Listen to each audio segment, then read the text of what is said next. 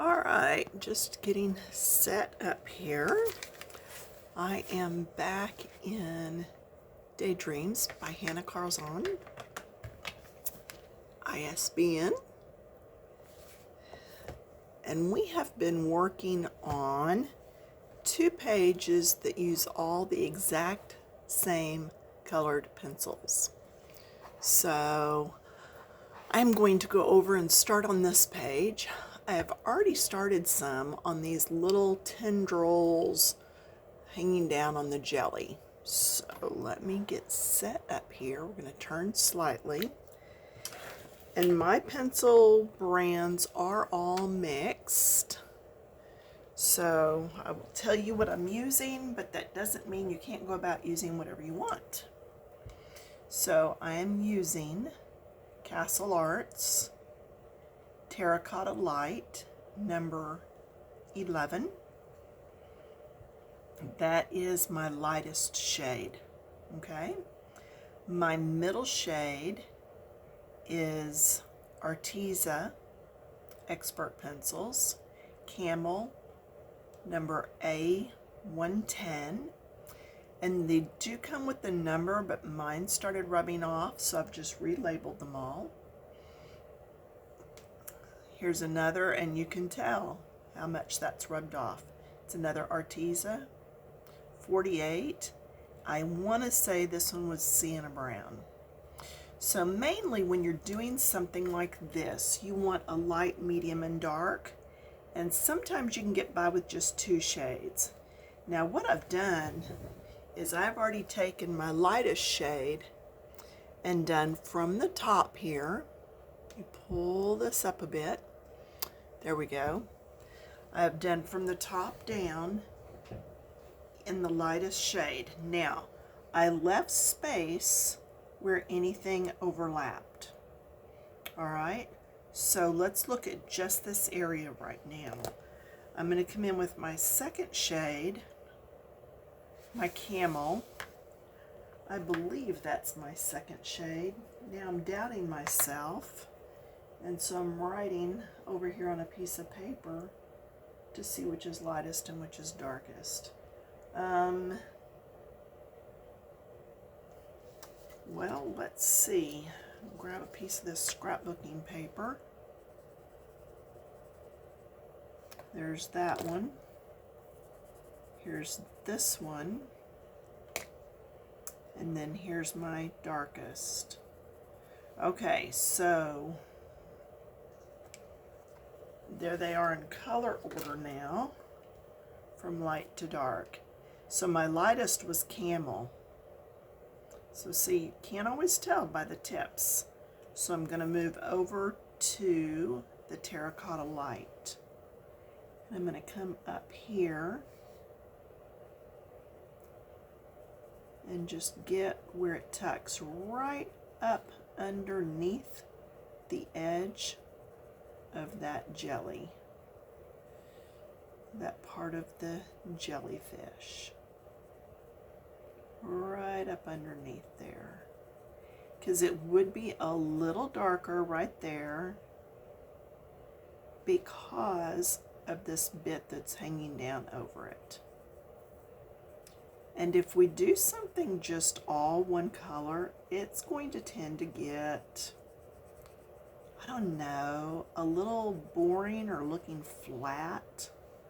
So see, that's already got a little bit more interest in it, just because we've added some more color in there. So this is just about making your picture look a bit more realistic, a bit more dimensional, not so flat. Okay, now I'm only using my lighter 2 colors up here for the most part. There's going to be a couple places where I come and put in that 3rd shade, and I will explain that to you as we're going. Right now, the reason for the lighter 2 shades up top is because we want to get darker as we go down, and if we're going to get darker as we go down, then we need to save a shade for going down. Simple enough, right? You could even add in one more shade and have two more shades as you go down. All right, now see where this one tucks behind? That's why it gets this.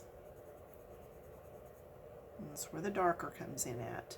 Now, I have not been doing totally good coverage on all this because I knew I was going to come back with the lightest shade and do some blending, but I am going to come back with my third shade, and I'm going to pull right here just a little, because see, that was going way down in there. Same thing on this. Can you see how this is really tucking down in here? All these little bits where things are tucked way down in, I'm going ahead and just doing a little bit darker.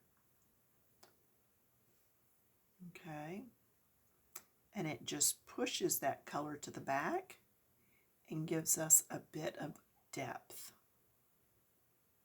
See, like this one's pushed back, but I'm not going to do it straight this. I'm going to use the second color first and then use some of that. So where these are crisscrossed underneath, I'm bringing in that third color. Okay?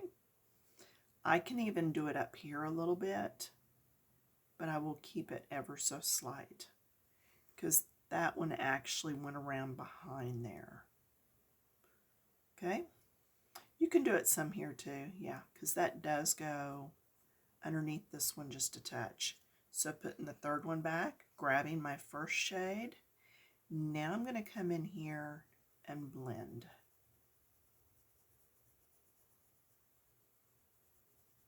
So just blending these colors. Even, yes, I'm even going over that medium shade that I put in there. Just because it helps to blend them all. Yeah, I normally will blend with my lightest shade. Every now and then you'll see me go to even a lighter shade, but usually it's just with the lighter of the 2 or 3 colors that I'm using. This is true. There, I can hear somebody whispering in my ear, but I've seen you do darker. Yes, every now and then you will see me blend with the darker shade. So, like I've said before, there are no set rules in coloring. There's guidelines. There's things that you can do that will make your page look more realistic. But there are no coloring police that are going to be saying, oh, you did that wrong. No, you bought the book or you paid for your PDF or whatever pages, so now it's up to you to color it how you would like. And I am using that first color, the lightest shade, to get all of this blended. And I would do the same thing with the tendrils or the little hangy down things. I guess I should have looked up to see what those were actually called. But anyway. Okay. So that part's done. Now we're going to move on down. So I've already done all in between here, because this one is the one that's laying on top. This one is laying partway on top and then it goes under. So I would probably do to here with my lightest shade. Okay, and all these little circles will be done with a gel pen. When we zoom back out in a little bit, or when I show you the other page, or the rest of this page rather, you'll see that I've already done the pink on this one over here and the purple on this one over here. So yeah, just went ahead and did the circles on those. Now, you can see up here I stopped. I'm going to go to my second color and blend into that, and then go up here and blend in. Just because, again, I want that a little darker. And then my second color will be here. And then again up here. Second color is going to be here because it goes underneath. Okay, all of this is underneath. So it's the second color. And you might be saying, well, what are you going to do there? That's way underneath even the second color. That's right. So on that one, there, that's far enough for second color. This is where it could get confusing. I'm going to go to my third color to go underneath here. I'm not going to put a lot of pressure on that because I don't want it dark, but I do want that to look like it's pushed even further to the back. And I can get that look by just changing which of the colors I'm using. So if it's at the very bottom layer, I'm going to go the darkest. If it's a layer up, I'm going to go to the medium. If it's on the very top, I'm going to use the light. Okay? You have to take your time with a page like this, or I would suggest that you take your time with the page like this so that you can really look at what's on top, what's on bottom, what needs to be lighter, what needs to be darker. So that one was dark, and then I'm going to come up here, keep coming with the dark because it's at the very bottom, and I'm going to just blend that in.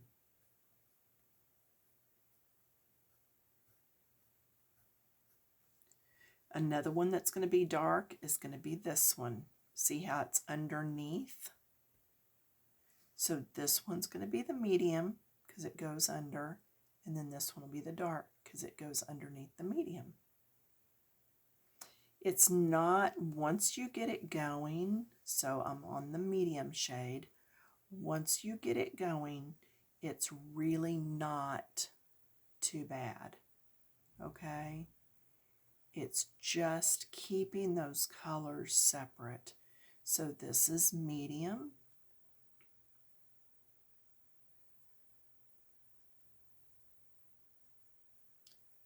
Then this one is on top, so it's going to be light right here.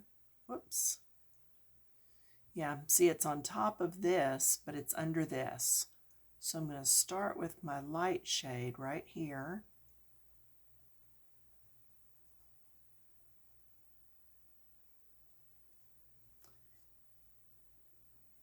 And I fear I may have gotten these mixed up again. Nope, I'm all right. Then another shade here.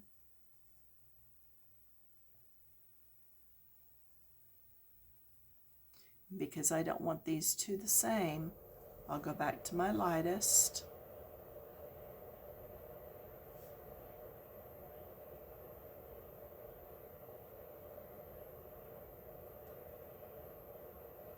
And really, these spots are so small that when you get going, if you do get your shades a little mixed up on what's what, it's going to be easier to keep them separate than not. Okay?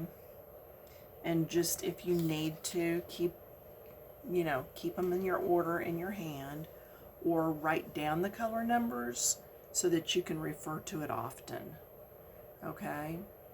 So let's look down here at all this where it's all overlapping. That is in the back of this. This is in the back of this. So I know this one is going to be medium.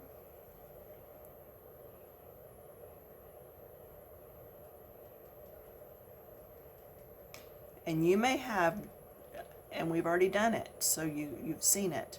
You may have different shades on the same tendrils. You know, we're doing medium right now because we're tucking behind. But now, this one is going to be on top here, so it needs to be medium, but this is already medium. So how can I get them from blending in? I'm just going to go ahead, switch over to my, switch to my lightest because I'm back on top. Now I'm underneath, so back to the medium. That's what I mean. It can get confusing when you're doing something like this. So just keep your pencils ready at hand. Now it's on top, but then it's underneath. So let's go the medium color. And thank goodness not all the tendrils have these little circle dot things, so they don't all get this difficult. Okay. This one's a dark, so this one should be, yes, a medium. And again, could you go all the same color on all these? Yes, not a problem. In fact, you could take your pencil and just do the whole thing one solid bit. I just happen to want to do mine this way. It's good practice for one thing. Now I'm going to come up here, and this is medium, so I'm going to go back to light, changing back over to light. And my light and medium are pretty close in shade. If I were doing this over, I would probably not use the same shades like this. Okay. And you're just going to keep doing that over and over on all this. Okay? So keep working with it. You'll get it. I'll talk to you soon. Bye.